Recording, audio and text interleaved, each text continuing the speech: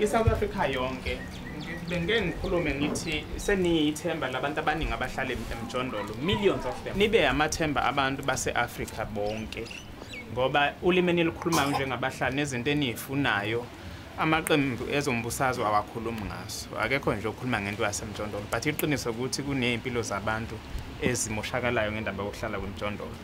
So indaba yecala ke ine-national interest, baningi abantu ababheke ngamehlo abovu umthelela nomphumela waleli cala. Ulinda ukuthi mabephumelela enkantolo bawuphasise naseKapa. Uma ufeyilile enkantolo siyobe sisave abantu base-Gauteng, abantu base-Mpumalanga, abantu base-Goli, wonke ama-provinces e-South Africa yonke. So baningi abantu abane-interest ukuthi kuzokwenzakalani.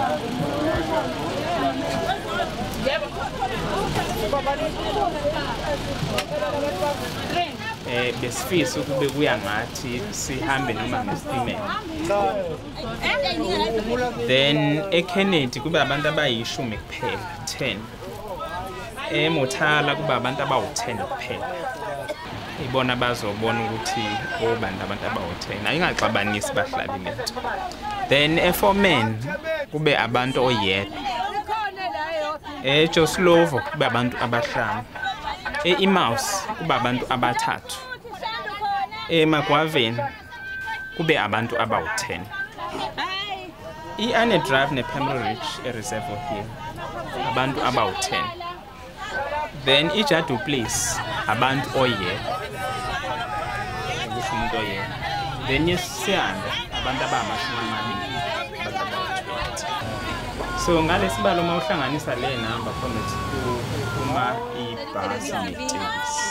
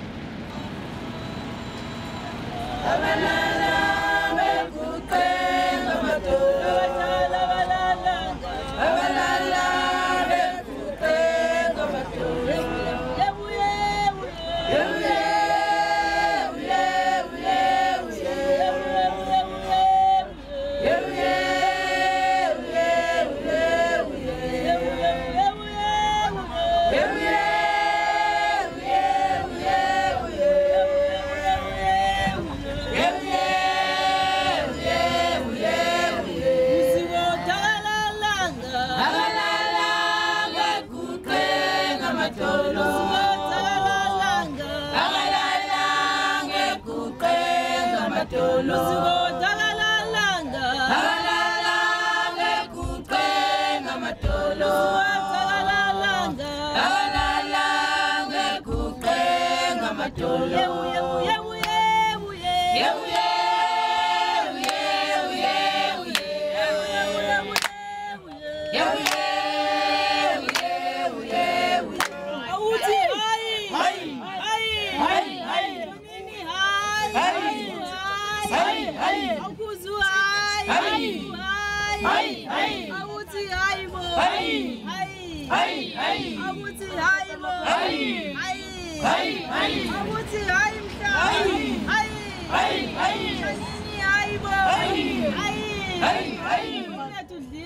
Hey!